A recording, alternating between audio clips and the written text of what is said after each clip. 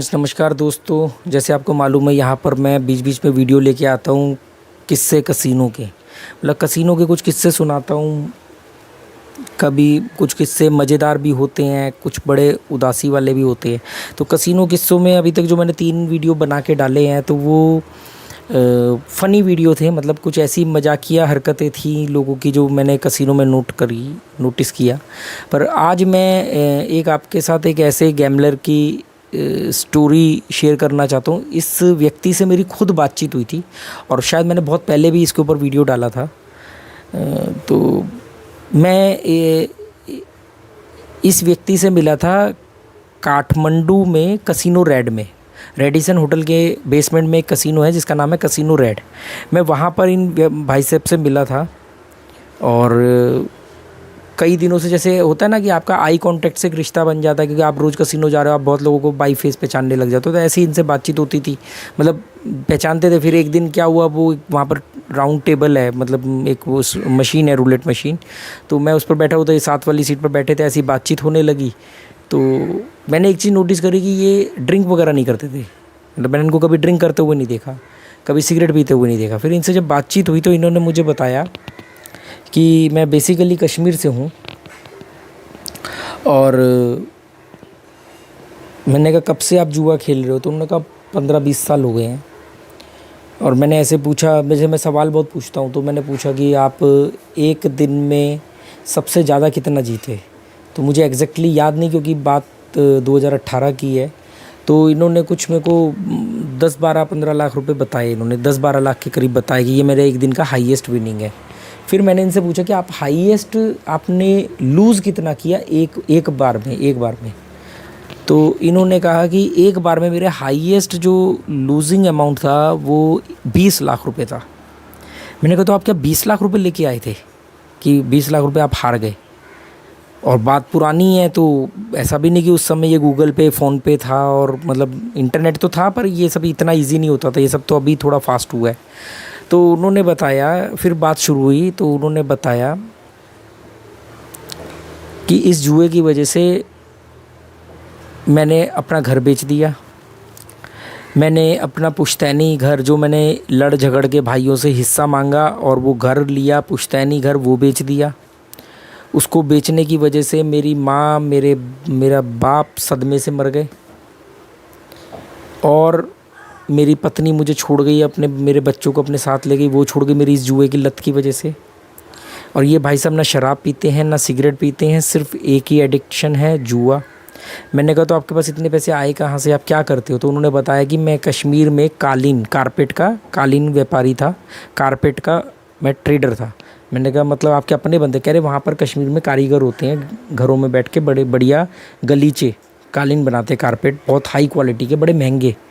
तो वो कश्मीर से पूरी दुनिया में कारपेट सप्लाई होते हैं, जो एक्चुअल में कारपेट होते हैं कश्मीरी, और बहुत महंगे होते हैं। तो कह रहे वही हमारे उसके कुछ जो क्लाइंट थे, हमारे जो डिस्ट्रीब्यूटर थे, वो काठमांडू में भी थे।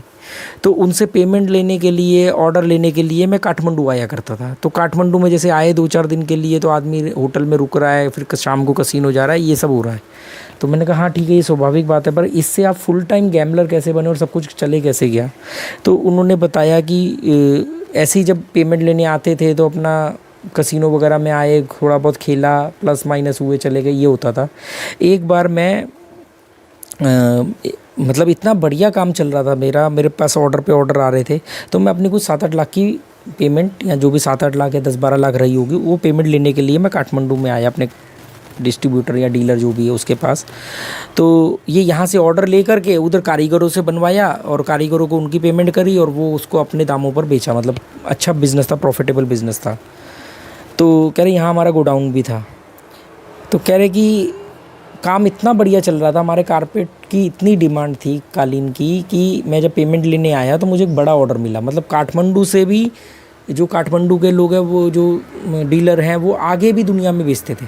मतलब इनसे भी लिया, कश्मीर से मंगाया, तो उन्होंने भी आगे भेज दिया। तो उनको भी कहीं यूरोप से कहीं से एक मोटा ऑर्डर मिला।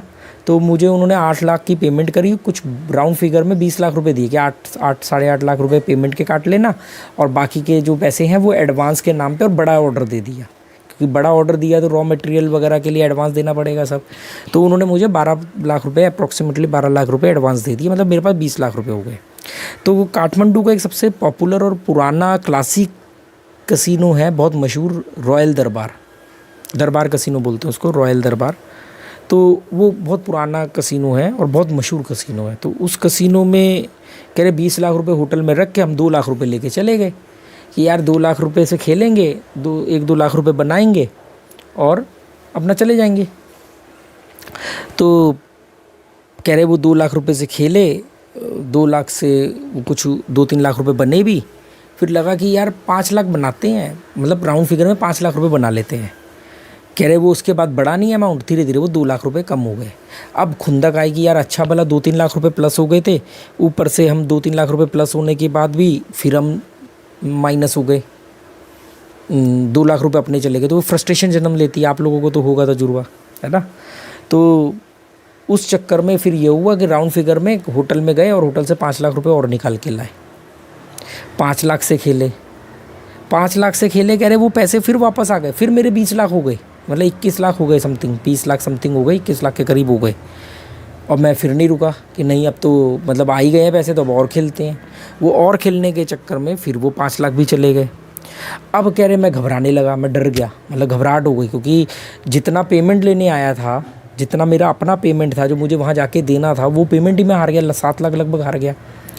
तो उस खुंदक में ऐसे करते करते पूरी रात में मैं 20 लाख रुपए माइनस हो गया। 20 लाख रुपए माइनस होने के बाद में मेरी ऐसी हालत हो गई कि मतलब अब गिरा और अब गिरा, मतलब चक्कर आ रहे हैं, धरती घूमती हुई दिख रही है, मतलब कि क्या किया मैंने, अपना 8 लाख का पेमेंट और 12 लाख एडवांस भी गवा दिया जीरो। वो ऐसे लोगों को कसिनो बड़ा वीआईपी ट्रीटमेंट देता है, तो उन्होंने फिर उनको बोला कि अब आप मत खेलो। उनको कुछ जो होता है ना लूजिंग अमाउंट एक होता है 5% के करीब, वो अमाउंट भी दिया, 1-1.5 लाख रुपया दिया कि आप 1-1.5 लाख रुपया लो और आप मुझे 1-1.5 लाख रुपए दे करके ना, कसिनो ने लूजिंग अमाउंट बोलते हैं उसको, वो दे के होटल में भेज दिया, होटल में ड्रॉप करवा दिया कि भी यहाँ आप आराम लो। कह रहे मैं सो गया, मतलब 3-4 बजे जाके मैं सो गया, सुबह उठा और वो 1-1.5 लाख रुपए लेकर के फिर आया, फिर खेला, वो फिर 4-5 लाख रुपए हो गए, फिर और बनाने के चक्कर में वो फिर जीरो हो गए। क्या होता है ना दोस्तों, आप जितनी बार अमाउंट लेकर के बैठते हो, वो अमाउंट की एक मियाद होती है, एक लिमिट होती है कि वो 3 गुना ऊपर जाएगा या वो 5 गुना ऊपर जाएगा या वो दुगना ऊपर जाएगा। पर उसके बाद आप जितने मर्जी कलाकार को बुला लो, आप डॉन बॉस्को को बुला लो, आप डैन बिल्जेन को बुला लो, उसके ऊपर आप ले जा नहीं सकते। ये मेरा अपना तजुर्बा है। जैसे कोई अमाउंट है, आपने 1000 रुपये डाला, वो 3000 बन गया, वो 3000 से कम वापस 500 पे चले जाएगा, 200 पे चले जाएगा, पर 2-3 बार आएगा, पर 3000 से ऊपर नहीं जाएगा, मतलब 3000 से 100-200 रुपये ऊपर नीचे वही नाचेगा। तो वो 1.5 लाख रुपए लेके 5 लाख बन गया, वो बार बार 5 लाख पे जा रहा है, नीचे जा रहा है, पर 5 लाख से ऊपर नहीं जा रहा है। फाइनली एंड में जब ऐसा 2-3 बार होता है तो आदमी जीरो कर देता है, वो आदमी को बिल्कुल ही जीरो कर देता है। और मैं ऐसे टाइम पे इसको हिंट समझता हूँ और फिर मैं कहता हूँ कि जो आ रहा है वो ले जाओ। क्यों? क्योंकि वो हिंट कर रहा है, दे रहा है कि अब मैं इससे ऊपर अमाउंट नहीं दूंगा, मेरे ये पैसे की इतनी ही स्ट्रेंथ थी, इससे ऊपर नहीं जाएगा ग्राफ, इससे ऊपर जाएगा ही नहीं ग्राफ। तो वो कह रहे कि वो 1.5 लाख भी जीरो। कह रहे उसके बाद मैं एकदम ऐसे सदमे में आ गया, ये हो गया। तो मैंने कहा फिर उसके बाद मतलब आपका इतना अच्छा बिजनेस था, तो 20 लाख रुपए के लिए सब खत्म थोड़ी हो सकता है। कह रहे हाँ बात आपकी सही है, क्योंकि मेरे उस डीलर ने, जो मेरा दोस्त था, जो यहाँ मतलब दोस्त बन गया था, मतलब जिसको माल यहाँ पर देते थे, उसने भी बोला कि कोई टेंशन की बात नहीं है, हम तेरे को पैसा दोबारा देते हैं और ये जो 12 लाख रुपए धीरे धीरे काटेंगे, टेंशन नहीं लेना। मतलब उसको ये बोला कि तू, तेरा अच्छा बिजनेस है, टाइम पे डिलीवरी आती है, अच्छी क्वालिटी का मटेरियल आता है, कोई बात नहीं, ये कोई बड़ी बात नहीं है, हम तेरे को फिर से एडवांस देते हैं, तो उससे काम कर और ये जो पैसे गए हुए हैं इसको धीरे धीरे करके 2-4 लॉट में कटवा लेना। कह रहे उन्होंने फिर मुझे 15 लाख दिया। मैंने कहा फिर क्या किया, उसको भी हार गए। कह रहे नहीं, फिर मैं वो 15 लाख रुपए लेकर के कश्मीर चले गया, फिर वहाँ पे मैंने उनको थोड़ा माल दिया। फिर कह रहे उसके बाद फिर क्या हुआ, वो 20 लाख के बाद में फिर मैंने उनको माल तो दिया और पेमेंट ली, फिर ये हो गया कि फिर माल ली, पेमेंट लिया, हार गया, माल लिए, पेमेंट लिया, हार गया, फिर कसिनो गया, फिर घर बेच दिया, फिर ये कर दिया। करते करते मेरे 2 घर थे, एक मैंने बनाया था, एक मेरा पुश्तैनी घर था, सब बिक गया। सदमे में मेरी माँ मर गई, मेरे पिताजी मर गए, मेरे रिश्तेदारों ने मेरे से रास्ता बंद कर दिया, मेरा रिश्ता तोड़ दिया, मेरे भाइयों ने मुझे छोड़ दिया, मेरी बीवी बच्चों को लेके मुझे छोड़ के चली गई। मैंने कहा अब क्या करते हो? कह रहे अब मैं अकेला हूँ, काठमांडू में रहता हूँ। आज भी वो डीलर वगैरह मेरे को जानते हैं, कभी ज़रूरत होती है उनसे 500-700 हज़ार 2,000 5,000 उधार ले करके खेल लेता हूँ, उससे बढ़ जाता है, वही मेरा खर्चा है, खाना पीना कसिनो दे ही देता है। तो मतलब इसको मैं ये नहीं कहूँगा कि ये मज़ेदार किस्से हैं, पर ये अगर आप सबक सीखना चाहो तो आप सीख सकते हो कि जो आदमी इतने 8-10 साल खेला है कसिनो और करोड़ों रुपया गवा दिया, अगर इसमें जीतने की उम्मीद होती तो ये आदमी जीत जाता ना, बात समझ रहे हो। और ये आदमी शराब नहीं पीता था, ये आदमी सिगरेट नहीं पीता था, ठीक है, क्योंकि वो होता है ना, जैसे उनका रिलीजन ये कहता है कि भाई ये सब चीज़ें नहीं होनी चाहिए, तो वो ऐसे इनका एक और मैं अगले वीडियो में किस्सा बताऊंगा जो इन्होंने मुझे सुनाया था, कि एक ऐसी घटना, वो भी आपके लिए एक सबक है सीखने के लिए। तो उम्मीद करता हूँ कि आपको उससे कुछ सबक मिलेगा, क्योंकि बहुत सारे वीडियो जाने अनजाने में ऐसे बन जाते जिससे आप लोग मोटिवेट हो सकते हो कि कसिनो के लिए, जो कि मेरी इंटेंशन नहीं है।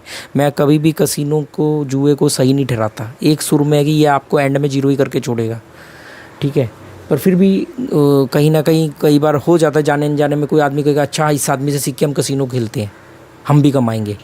तो ख़ास तौर पे जो यंग बच्चे हैं 15 से 25 साल तक के बीच में, क्योंकि अब तो क्या है कि अब तो मोबाइल हर एक के हाथ में है और इंटरनेट सबके पास है और वेबसाइट्स की ऐड सब जगह आती है, तो अब बहुत मुश्किल हो गया लोगों को बचाना इससे। पर मैं अपना काम करता रहूँगा, ऐसी स्टोरीज़ लोगों को, एक आदमी भी इस स्टोरी से बदल गया तो मेरा ये मकसद, और ये रियल स्टोरी है, मेरी इनसे बात हुई है, ट्रस्ट है तो मान लेना, वरना कोई बात नहीं। Okay, goodbye, thank you.